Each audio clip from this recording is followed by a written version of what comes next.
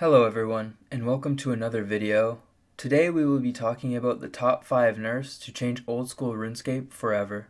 Before we begin, I would just like to remind you to hit that like button and subscribe to help out this channel.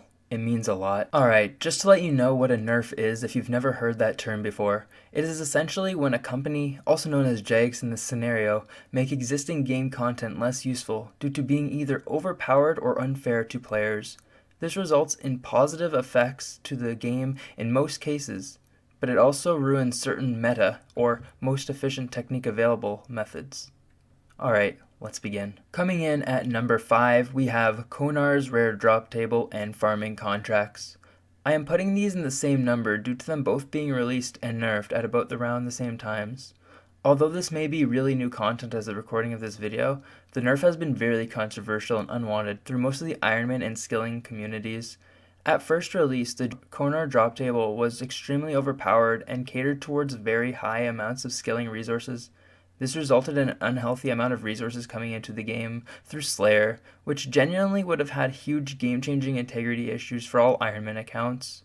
Roughly a day after the release, first of many changes to the drop table occurred, removing many high-end skilling resources with alkables.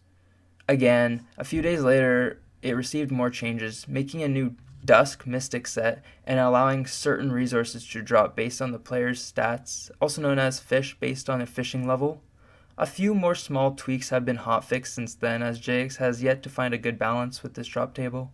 Although, in one hotfix on January 21st, 2019 resulted in a glitch, which made resources that were meant to be noted unnoted as a drop, resulted in hundreds of resources being dropped to the ground in a pile that the player could not take. However, this was fixed hours later. As for farming contracts, when they were released, they were super overpowered. Because of the drama with the Konar drop table, it wasn't known for a few days. Although about a week after the release, they finally nerfed them so that the seeds aren't as good if the contract doesn't take a long time. So basically what that means is trees became the best contracts, and herbs, bushes, and allotments became more irrelevant when they were the meta beforehand. Coming in at number 4, we have Birdhouses. Birdhouses were released on September 7th, 2017. What they offered were passive hunter experience and random amounts of bird nests based off your hunter level and the log that the house was made out of. Even though it was level based, you would receive a lot of bird nests at low levels. Because of this, the price of Ceradon and brews plummeted in price. On November 22nd, 2018, over a year after the release of Birdhouses, they finally received a huge nerf, making bird nests more rare and highly dependent on your level and the level of the house. This was to raise the price of brews back to a fair amount. However, as a recording of this video, brews have not rose back up in price. Coming in at number 3, we have the coin pouch, also known as the Artie Knight nerf, as most players know it as. This was an unpulled change to the way pickpocketing worked on old school RuneScape. Before the update, you could spam click on an NPC, commonly being Artie Knights, and get coins and XP continuously for hours at a time, with no mouse movement. This resulted in a ton of nefarious players taking it into their hands to auto-click Artie Knights. Because of this, JX needed to fix how pickpocketing works, so that they could save the game integrity. So on July 12, 2018, the coin pouch was introduced. What this did was it made it so that you could only pickpocket 28 times in a row before not being able to pickpocket any longer until you open them up. Opening them up is able to be done with one left click, making it a good method for legitimate players, but ruining it for those terrible auto-clickers. This update was very controversial, but now that it has been out for so long, most people seem happier about it, and it is not talked about as negatively as it had been when it was released. Coming in at number 2, we have the Zhora drop table. Zhora is the snake boss that was released back in January 8th, 2015. When it was released, people were shocked about how overpowered the drop table was, yet nothing was done about it for many years.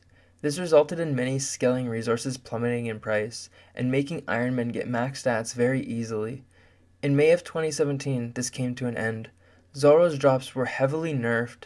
This sparked a lot of controversy and was one of the beginning major unpulled nerfs to the game. This nerf resulted in most skilling resources skyrocketing in price as they weren't coming to the game more commonly. And finally, coming in at number 1, we have Guthan's Splashing and NMZ 6-hour log.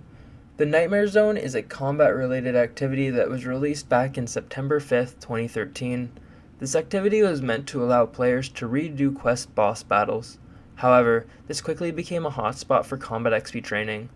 This place is a 100% safe death area that offers the best combat XP per hour in the game.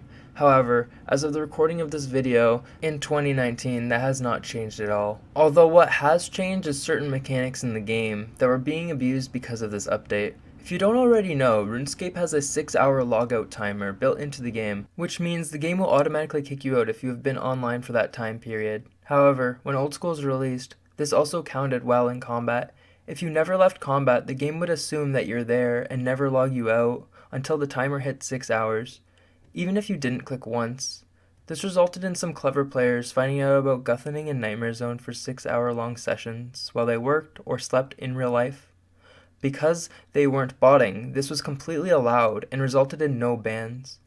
People also discovered this worked with splashing on NPCs with maximum magic reduction. You could splash again for 6 hours at a time. Finally, on September 10th, 2015, Jagex finally fixed this issue, requiring players to interact with their client every 20 minutes while in combat. If not, then they would automatically stop attacking the NPC, making you not gain any XP and ultimately fixing the issue. Alright guys, thanks so much for watching. I hope this video was informative, enjoyable, and if you guys did enjoy, please give this video a like and sub if you aren't already to help out my channel.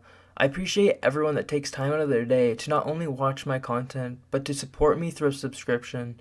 It makes me more motivated to make more content like this for you, and ultimately it shows that people enjoy this kind of content. So thanks for watching, and I'll see you guys in the next one. Peace.